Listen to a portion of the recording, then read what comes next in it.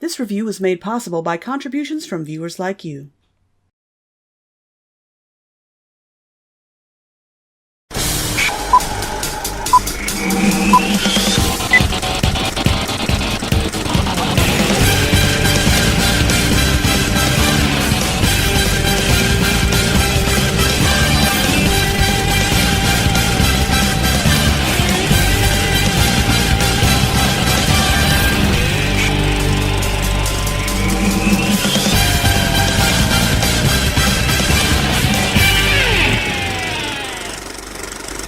Hey guys, a few years ago when Raven and I celebrated our first Valentine's Day together, she sent me a care package which had this cute little teddy bear inside of it. And for some reason she insisted that I hang on to it for today's review. Minions. Yep, Minions. Those weird little tater tot monsters from Despicable Me somehow landed their own movie in 2015, and I'm not entirely sure why. Yes, they're cute, they're silly, but when the popular contention is that it's unwise to give a comic relief character his own film, I find it baffling that they would do the same thing with comic relief characters who can't even speak any language known to humanity. I mean, sure, the obvious reason is to sell more toys, but they could wait until Despicable Me 3? Anyway, our movie begins with a fun little opening credits montage showing us how the Minions evolved throughout history, wanting nothing more than to serve the biggest, baddest creature they could find. The movie literally just began, and I'm already flooded with questions. The Minions are a naturally occurring species? I always just assumed that Gru genetically engineered them to do his bidding. He has a dog, which is clearly not a dog, so we know that he dabbles in genetics, so why aren't the Minions one of his experiments? These things somehow evolved into a humanoid shape while still living in the oceans? How? Why? What kind of environmental conditions would trigger this kind of evolution within them, but in nothing else? Why don't these aquatic animals have gills or blowholes? Why do they wear goggles? It makes sense that they'd wear goggles in Gru's laboratory, but in the ocean? Can they not see clearly underwater like humans can't? Why wouldn't they if they evolved in the oceans? Why do some Minions have 2 eyes while the others only have 1? Maybe that would be a glitch in Gru's genetic experiments, but evolution doesn't work that way. Why didn't they ever evolve again during the millions of years that transpired between then and now? Why are they fashioning little fig leaf clothes to cover the genitalia that they don't have? Because it's adorable. Shut up. Whoa, okay, easy. Eesh. Yeah. Spoiler alert, Raven is something of a Minions fan. Damn straight she is. So yeah, the Minions only want to serve the baddest boss they can find. Unfortunately, they also have this unforeseen little tendency of, well, killing their bosses in the process. Good. Oh, no! Hey, la piñata! The Minions also have a highly developed language, and already have an edge, of sorts, on making tools. If not for their sycophantic nature, it's pretty clear that the Minions would be the dominant species on Earth instead of man. They somehow survived through the ages, aiding and killing a wide variety of bosses from Dracula to Napoleon. Only now does humanity decide that they have had enough of them, and they're exiled to the North Pole? Maybe this is an origin story for Santa's elves? They find a cave in which to take refuge, as is explained by our on-again, off-again narrator, Jeffrey Rush. The Minions were safe. They saved themselves from getting involved with mid-20th century Germany. That would have been awkward. Sadly, life for the Minions becomes boring without a boss to serve. Then one day, a Minion named Kevin, since these things somehow came up with exactly the same kind of names that humanity did, decides to leave the cave and look for a new boss. But he needed help.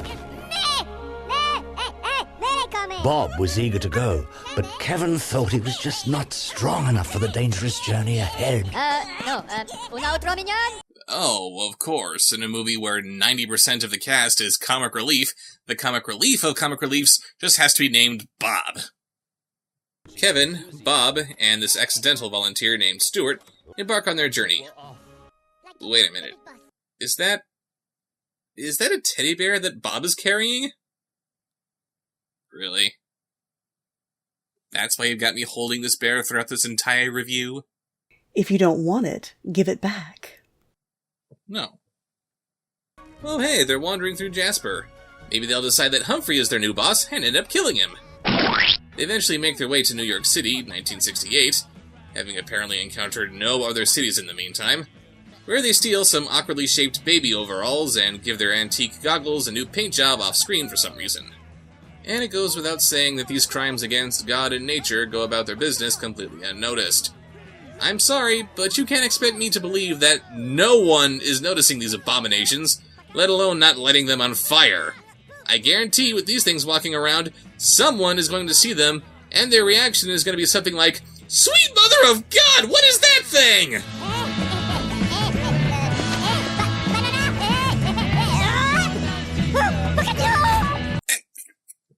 Luggage talking? Hello? They find themselves locked up in a department store, where, again, no one notices them, and they see a TV commercial for the upcoming Villain Con. For 89 years straight, the biggest gathering of criminals anywhere. Attend guest lectures from esteemed villains. Make contacts in the underworld community. And, for the first time anywhere, Scarlet Overkill! Evil. So evil. Criminal genius. Hey, the girl's gotta make a living. Move aside, man. Make way. There's a new bad man in town. Excuse me. And that man is a woman. Crime isn't ready. It's red hot. Get to VillainCon this weekend. Only at 545 Orange Grove Avenue in Orlando, Florida. So much fun, it's a crime. I'll believe that the criminal underworld might be extensive enough to have its own convention where big crime bosses can get together and mingle. Apparently the supervillain community of the Despicable Me movies is indeed a thing. But why advertise it on late-night TV? Isn't remaining a secret kind of the entire point? Or are the villains of the world just banking on the possibility that maybe no one else will see this commercial since it's on so late? Why couldn't the minions find out about this thing as they were following some mafioso or something? Determined to get to VillainCon to find their new boss, they hitch a ride with a family of bank robbers, the father of which is voiced by Michael Keaton. Aside from another throwaway joke or two later in the movie, this will be the only scene you'll see him in. Alright, here we go. Well, this is it. I want to tell you, and I mean this. I really appreciate what you did back there with the cops, really. Dad! It's breaking fish lips! I can smell it from here! Junior, get the camera! Good luck in there, boys. I hope you find what you're looking for. Well, his involvement sure was short. Short but pointless. It isn't long before they get to VillainCon, which is being held in the beautiful, inaccurately underdeveloped Orlando, Florida, where they become enamored with this supervillainess named Scarlet Overkill, played by Sandra Bullock. The world's first female supervillain. Well, that's certainly debatable. If this movie is going to involve real people like Napoleon or Richard Nixon, then wouldn't the first female supervillain be somebody like Elizabeth Bathory or Queen Bloody Mary I? Speaking of, since Nixon has been established, why isn't he at this convention? Anyway, she's holding auditions for new henchmen, and the minions emerge victorious. She takes them to her hideout in England via this aircraft that looks like it has a latex fetish, from which Kevin just calls the minions on the telephone? So they're completely cut off from the rest of the world, but they still figured out telephone technology? How does that work? It also turns out that the minions that remained think they found a new boss in a couple of Yetis.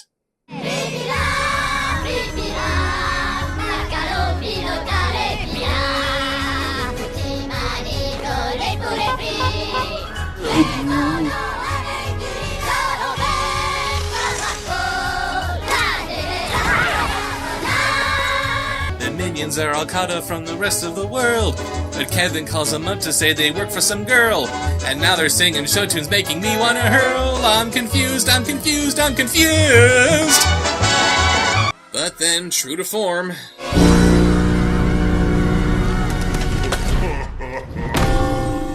Oh no, the minions destroyed Christmas somehow. After landing in London, Scarlet introduces the minions to her upper-class twit of a husband, Herb. Herb, these are the new recruits. Kevin, Stuart, and that cute little one is Bob. Aw, woman after my own heart. Ah, jeez. Actually, is it me, or is Herb just Jack Skellington before he died? They show the minions around their treasury/trophy room, where they keep all the things that they've stolen over the years. Checking out my can. We stole that because finally someone expressed my love of soup in painting form. Sadly, that makes a lot more sense than why that painting really exists. She tells them that what she really wants is to steal Queen Elizabeth's crown, which will in turn make her the Queen of England. Steal me the crown and all your dreams come true. Respect. Power. Banana! Banana. Banana! Sure, why not? Later that night, she tucks the minions into bed and tells them the story of the three little pigs. Just as long as there isn't a hideous wolf pup in this story, I'm sold. Within this fun, short sequel to The Littlest Elf, she tells them that the crown is locked away in the Tower of London, and if they fail in retrieving it... So the wolf huffed and puffed, and she blew them off the face of the earth!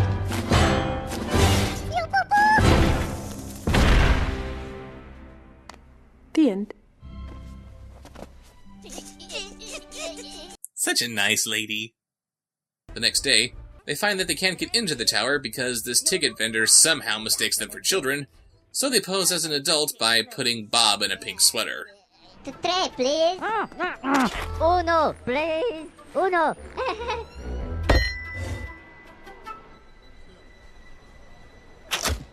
Enjoy yourself, love. Thank you. No. I'm not doing it again. What do you mean, what am I doing? I'm pitching. They manage to get the crown, resulting in a little chase scene between them, some beef eaters, some bobbies, and the queen herself, which leads the minions into a random park somewhere that just happens to have the sword in the stone waiting for Bob to pull it out.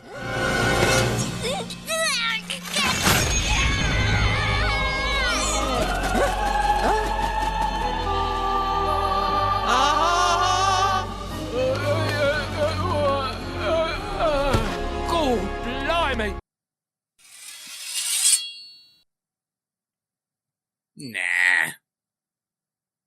So yeah, because Bob pulls the sword from the stone, he's now the King of England. Why didn't Scarlet and Herb already have this thing in their possession? It never occurred to either of them to try pulling the sword out using these robot arms that Herb lent to Bob? Meanwhile, the other minions are trying to catch up with their new royal brothers, as they somehow bypass the entire world and end up in Australia? Wait, what? Why are Australia and India holding hands? I'm not a geography major, but I was kind of under the impression that they were a little further apart than that. And why is it day and night at the same time? Did the minions discover some kind of temporal fault line? King Bob addresses the masses as he assumes the crown. Salut Marco? Una, deux, una, deux. King Bob! When I finally host my first convention panel, that's what I'm going to open with.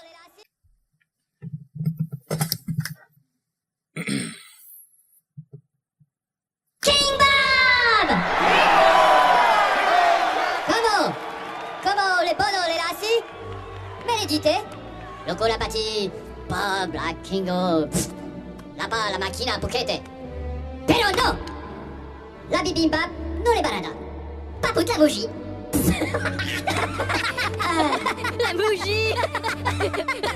It's just a really good thing that nobody can understand what King Bob is saying right now, because the speech that he's trying to give is a little, controversial. Ihr musstet als Partei in der Minorität bleiben, weil wir die wertvollsten Elemente des Kampfes und des Opfersinns in der Nation mobilisierten, die zu allen Zeiten nicht die Mehrheit, sondern die Minderheit ausgemacht haben. So he and the minions are enjoying the lap of luxury, where Stuart gets a little frisky with a fire hydrant.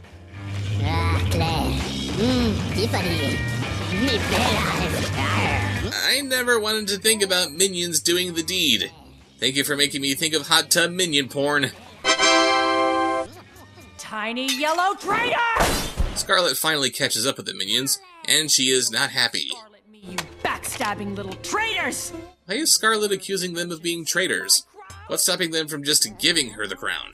La crona, para tú. No, King Bob. You cannot just abdicate the throne. There are laws. Pause? Máquete pause.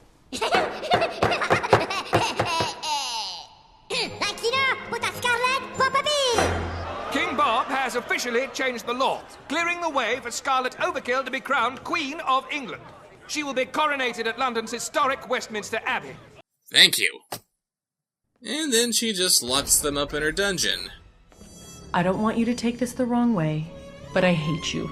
Lady, you hire the minions based on their incredible skills, and you hate them for doing exactly what you wanted? Well, you had no superhero to explain your plan to, so I guess you might as well thwart yourself by throwing away your golden goose. They manage to escape through the sewers while Scarlet and Herb go off to her coronation. Thanks for doing this, Padre. Big fan. This guy doesn't exactly seem like the religious type. Why would he be a big fan of this Catholic priest?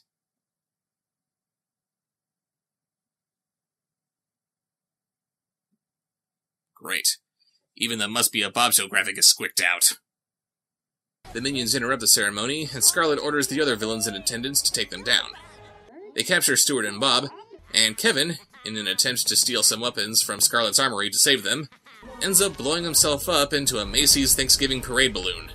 He saves his friends as the rest of the minion tribe shows up, then he has a showdown with Scarlet.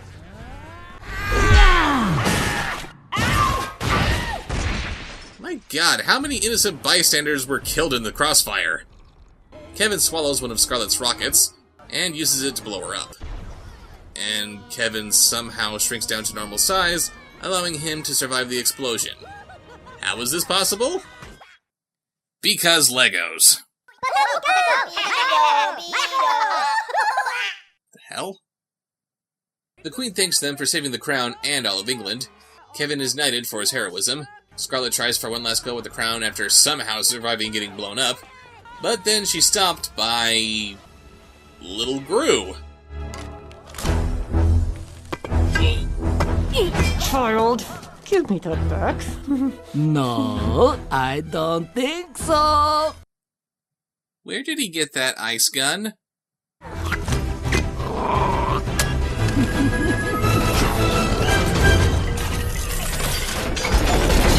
And that flying motorcycle, too. Kids don't just have stuff like that. Where'd he get that?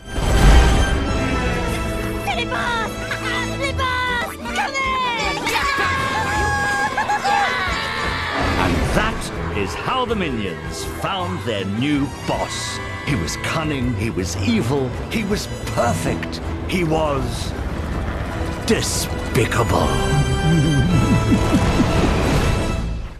Is that what the movie was supposed to be about?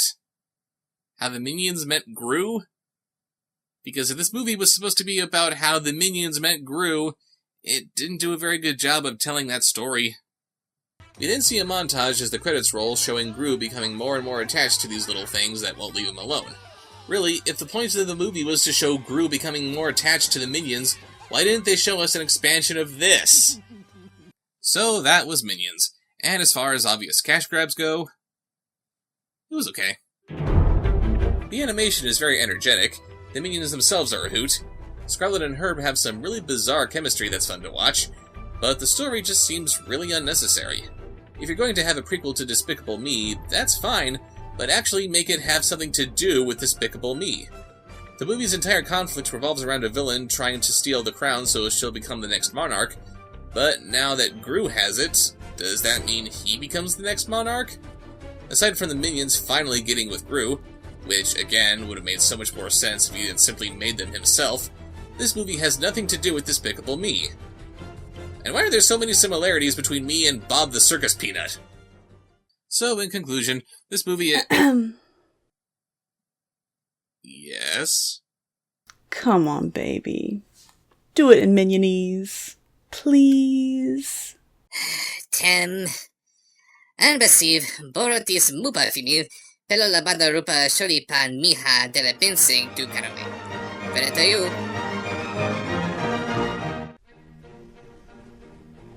Pito patamilo milata katiki pouletica, c'est pas la joie des mitocala namoule macarena. Paoletus pabo patimele, c'est pas macagusta, mamie belle, mais la moustache et la picamucha. Moca coca pila caca fisa bella la masala. Papa mama lo capi papo la gusta la rumada. Che paco da mila toca boca pisa la lasagna. Chica la poma capompa bella mira la Bologna. Chica la poma capompa bella mira la Bologna. Chica la poma capompa bella mira la Bologna. Chica la poma capompa bella bota mira la Bologna. Pito patamilo milata katiki pouletica, c'est pas la joie des mitocala namoule macarena. Paoletus pabo patimele, c'est pas macagusta, mamie belle, mais la moustache et la picamucha. Moca coca pila caca fisa bella la masala. Papa mama lo capi papo la gusta la rumada. Che paco da mila toca boca pisa la lasagna. Chica la poma capompa bella mira la Bologna. Chica la poma capompa bella mira la Bologna. Chica la poma capompa bella mira la Bologna. Chica la poma capompa bella bota mira la Bologna. Pito patamilo milata katiki pouletica, c'est pas la joie des mitocala namoule macarena. Moca coca pila caca pisa bella la masala. Papa mama lo capi papo la gusta la rumada. Moca coca pila caca pisa bella la masala. Papa mama lo capi papo la gusta la rumada. Che paco da mila toca bosa pisa la lasagna. Che paco da mila toca bosa pisa la lasagna. Che paco da mila toca moca pisa mata la lasagna. Moca coca pila caca pisa bella la masala. Papa mama lo capi papo la gusta la rumada.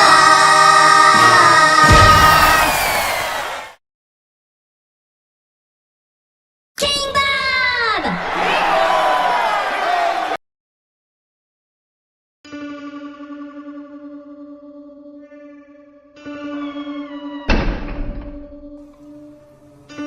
Subscribe.